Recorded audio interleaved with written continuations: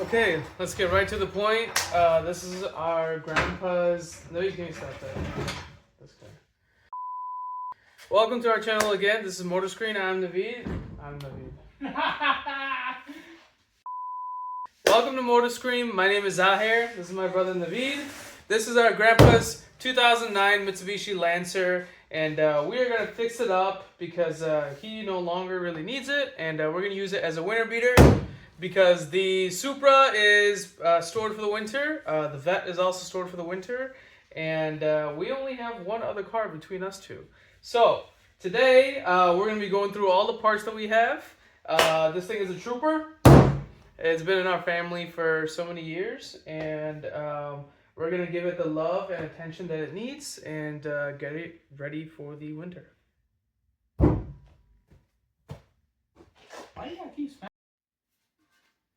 Okay, first things first, we are definitely going to be replacing the brakes. You can see that this car has been sitting outside, so you see that massive lip on the rotor. Pad is most likely gone too. We need to address this fender one way or the other. It was replaced, but I don't think it was ever painted, so it kind of looks like it's rusting. A bunch of scratches everywhere. All these scratches here, dings and dents. You see that it came with a spoiler when he bought it initially, and it's no longer there, so I have to figure that out. It also had a backup camera, an externally mounted backup camera. The wire was duct taped all the way inside. We'll get to that later, but it is 2009. It has been sitting outside for probably over a year. You can see all the paint is gone. This is the rear door we found used on Facebook. Threw this on because the old door was all rusted and crumpled from the accident that was here. I'll still have to figure out something about this frame and side skirt. But today our goal is, what is our goal today, Naveen? Just to get the knuckles off, because when Zyra will show you the parts, we got new wheel bearings. And so this is not like how a lot of the other cars are, where the hub and the wheel bearing are all together. This actually gets pressed into the knuckle itself, which the knuckle is this portion right here. So it holds onto your strut. Obviously, you got to take all this off. You got to take the axle nut off, and then it's inside of here. So we actually got to take the whole knuckle off, and we have to go get the old wheel bearing pressed out, and then the new wheel bearing pressed in. So I am just putting some PV Blaster, because as I said, this has been sitting for a very long time. I don't think we're going to have fun with this project at all, but you got to do what you got to do. So, let's look, we got new rotors from Napa, we got pads here, and we have our wheel bearings there, and so we are hoping to get the wheel bearings out, or the hub off and the knuckle off today. And then we have a friend who has a shop who's going to press the new ones in for us. So the goal of the day today is just to kind of remove everything. He's hitting everything with PV Blaster first. We'll remove everything, and then we'll pick this back up, hopefully tomorrow once the bearings are done. But a little backstory to the car. When we found it, it was in really bad shape. And I spent a few days just cleaning it out. Everything was covered. You could not see the floor, and everything was basically really sticky, and we basically found a lot of rat droppings. I'll put some clips up so you guys can enjoy that.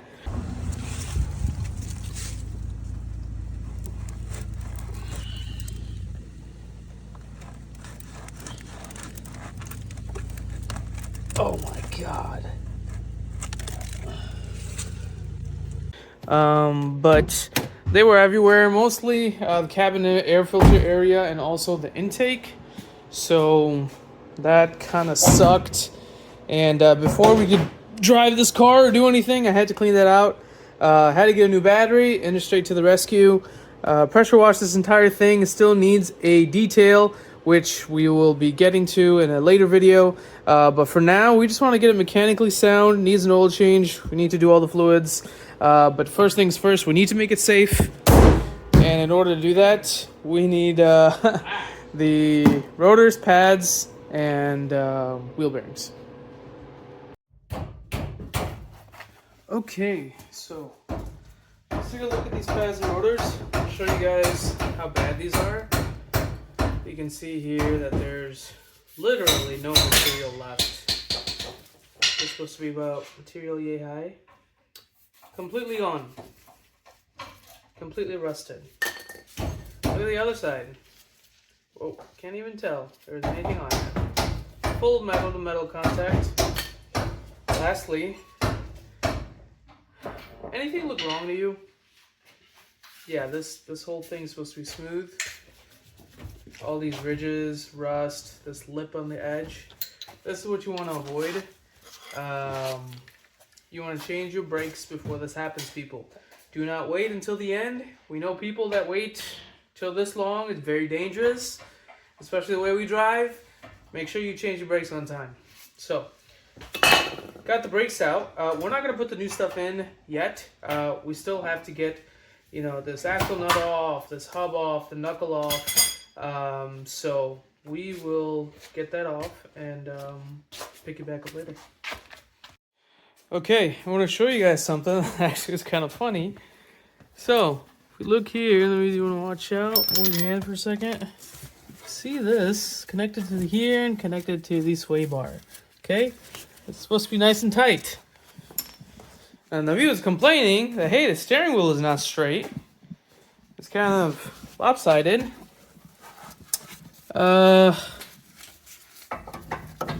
Notice anything? That's proper.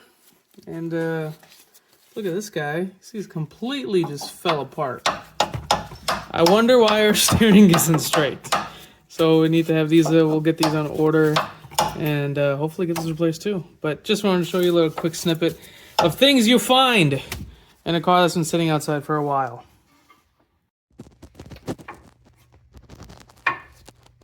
There's nothing on the bottom of this.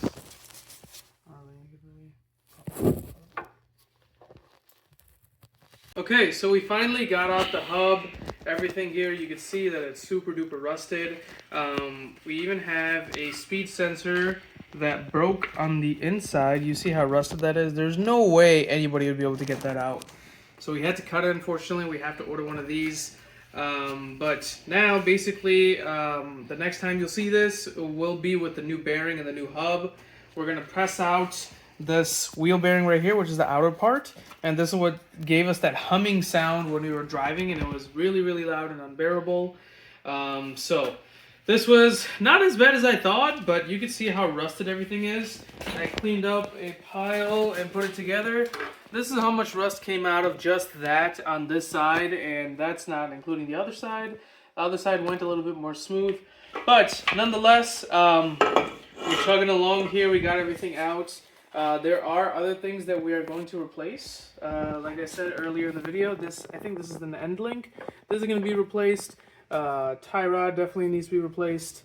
And hopefully the wheel bearing, the hub, once we do all that with new brakes, should be good to go. But next time you'll see us is hopefully with new parts, and which should be tomorrow. And we'll get back to it. So see you then. Alright, so we got our new hubs and our new bearing. You can see in there. We're all set to go. Unfortunately, we did have a little bit of a hiccup trying to get everything off. You can see everything is off now. The tie rod, the end link, the hub, but all that rust, broken wheel, or a broken grinder wheel. We had to break off some of the nuts because they were like fused on. You see it right there. Definitely a pain in the butt. And same story on this side. The reed's still kind of finishing up here. But as you can see, this car is all rusted. New tie rod ends, new tie rod. So, oh, and we also got control arms right there. So hopefully, we're going to start putting this back together, and now you guys will see a quick time lapse of us putting it back together. And yeah, we're going to do, let's see how far we get today, but we also have to do an oil change. We have to bleed the brakes. I also have to do the rear brakes as well, so let's see what happens. Okay, everybody, welcome back to, I think this is day 3, and we've been tackling so many issues with this rust-prone car. But the good news is we got the knuckles in. We had to get new lower control arms, the stabilizer link, basically almost everything other than the strut. We had to replace in the front we had to replace all that stuff in the front suspension on both sides, and then in the rear suspension we only did the rotors and pads. Everything else is fine in the rear.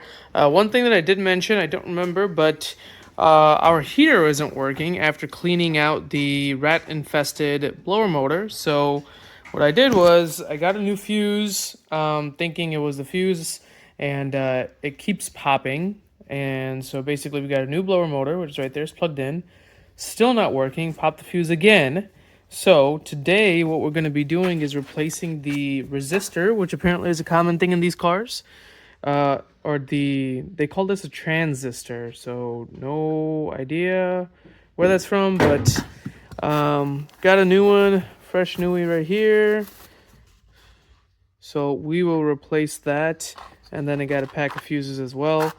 We'll replace both of those and check to make sure that the blower motor works, because it's about to get super cold here in Chicago and we want to make sure that the heat works. So catch you back. Okay, so now we got the new transistor in, which sits pretty far back there behind the blower motor. It is that guy right there. Super easy. Although the aftermarket one was a little pain to get the connector in, but it's just 2 screws. It goes into a plastic little housing, so pretty easy. Plugged in the new blower motor. Also, we put a new fuse in it, and it is a J-case fuse, 30 amp. So got a few of those extra just in case. Yeah, it's called the J-case fuse. It's the short one, not the long one. Ignition is on, and let's see. There we go. Whoa. I'll just leave this. I'm pretty sure it works. The wire's not long enough for me to hold it, so I'm just gonna hold it with my feet. And boom. There we go. Nice. Okay, let's bring that back down and do recirculating. Everything seems to be working good. Awesome. Okay, so one problem down, a million more to go. Let's put this back together and move on to the next one.